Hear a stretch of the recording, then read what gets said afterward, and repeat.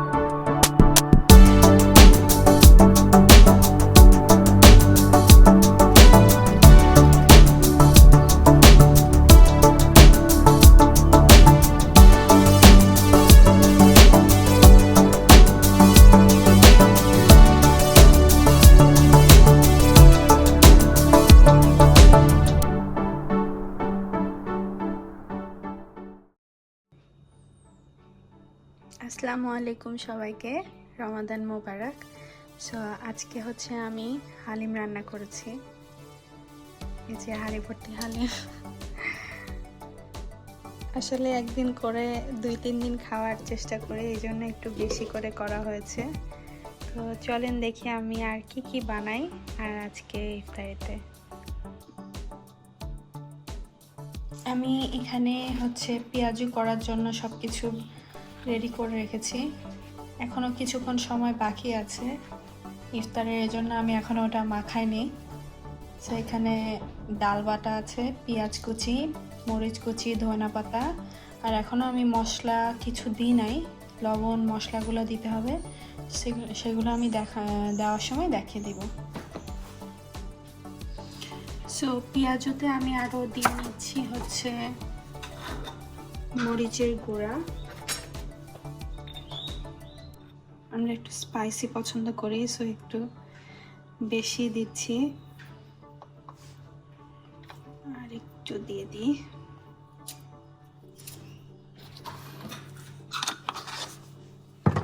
তারপরে দেব হচ্ছে হলুদ,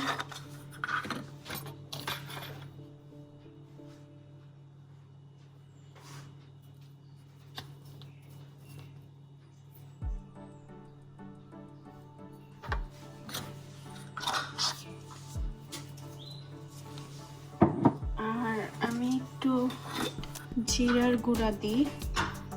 অল্প একটু জিরার গুঁড়া দিয়ে দিচ্ছি।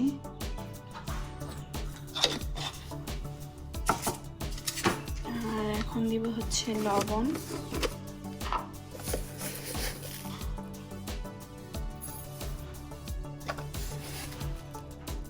লবণটা স্বাদ মতো দিয়ে নিচ্ছি।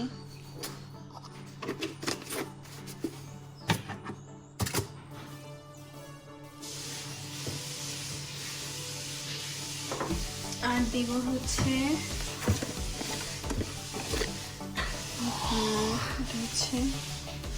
বেসন দেব আমি অল্প একটু, খুব বেশি না।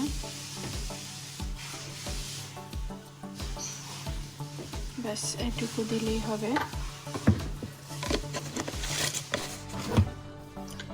আমি আরও করব হচ্ছে বেগুনি তো করবই, আর ইচ্ছা আছে ইনশাআল্লাহ তেলের পিঠা খুব খেতে ইচ্ছা করছে আজকে। গুড় দিয়ে যে তেলের পিঠাটা, সো সেটা ইনশাআল্লাহ দেখি বানাবো আজকে। সো আমি একটা খালি বোল নিয়ে নিয়েছি, যেটা হচ্ছে আমি তেলের পিঠার জন্য নিয়েছি। আর এখানে অল্প একটু গুড় আর একটু পানি দিয়ে নিয়েছি। আমি ওভেনে এটাকে একটু লিকুইড ফর্মে নিয়ে আসবো, কারণ এইভাবে তো আসলে তেলের পিঠা দেওয়া যাবে না। সো আমি এটা একটু গরম করে নিয়ে আসছি। সো এই যে আমার গুড় রেডি, যেটা লিকুইড হয়ে গেছে এখন। সো আর আমি অবশ্যই অল্প একটু লবণ দিব, অল্প একটু। তো এটা হচ্ছে আমার আম্মা করতেন, এখনও করে। সেটা হচ্ছে মিষ্টি কোনো কিছুতে অল্প একটু লবণ দিয়ে দেয়, মানে তাহলে আর কি টেস্টটা নাকি আরও বেড়ে যায়। তো আমিও সেটাই আমার আম্মুর ইয়াটাই ফলো করি। তো মিষ্টি কিছুতে হালকা একটু লবণ দিয়ে দিই। তাই বলে মিষ্টি বলতে গোলাপ জামুন বা অন্য মিষ্টিতে না, এরকম পিঠা জাতীয় কিছুতে আর কি। সো আমি একটু লবণের এটা একটু মিক্স করে নিচ্ছি।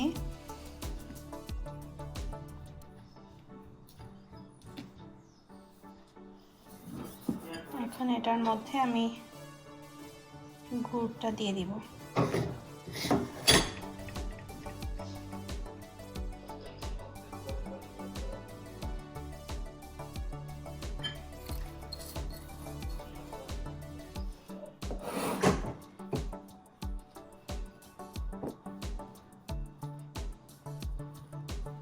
একটু মিক্স করে নিচ্ছি এটা।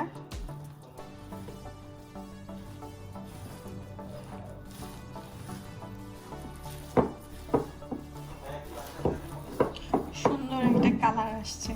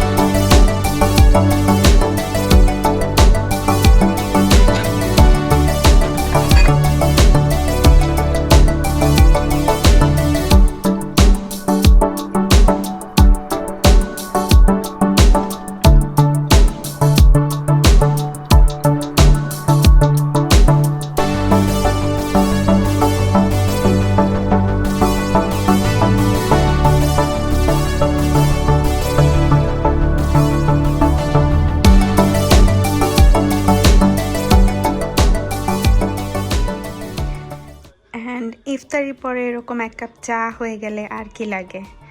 এবং এটা আমার প্রতিদিনের একটা হ্যাবিটে পরিণত হয়ে গিয়েছে। রোজা খোলার পরে ইফতারিতে সব খেয়ে তারপর আমার এক কাপ গরম গরম চা খেতেই হবে। এবং আমার চায়ের কালার, হ্যাঁ, এক কাপ চা খেয়ে তারপরে আমি ফুল এনার্জাইজড হয়ে যাই। সো আমি চা এনজয় করি, আপনারা আমার ভিডিওটা এনজয় করেন। হ্যালো গাইজ, আশা করব সবাই ভালো আছেন। সবাইকে রামাদান মোবারক। সবার জন্য অনেক অনেক দোয়া, অনেক অনেক ভালোবাসা, এবং সবাই চেষ্টা করবেন বেশি বেশি ইবাদত বন্দেগি করার, যেটা আমরা আসলে রমজান মাসে আরও বেশি করা উচিত। এই মাসে কোরআন শরীফ নাজিল হয়েছে, অবশ্যই চেষ্টা করবেন যেন আমরা কোরআন শরীফ পড়তে পারি, খতম না দিতে পারি, অ্যাটলিস্ট প্রতিদিন যেন একটু একটু করে হলেও পড়ার প্র্যাকটিসটা করতে পারি, সারা বছর যেন সেটা চালিয়ে যেতে পারি, প্র্যাকটিসটা রাখতে পারি। এবং সবার জন্য অনেক অনেক শুভকামনা, অনেক দোয়া, এবং আমার জন্য সবাই অনেক দোয়া করবেন। ধন্যবাদ।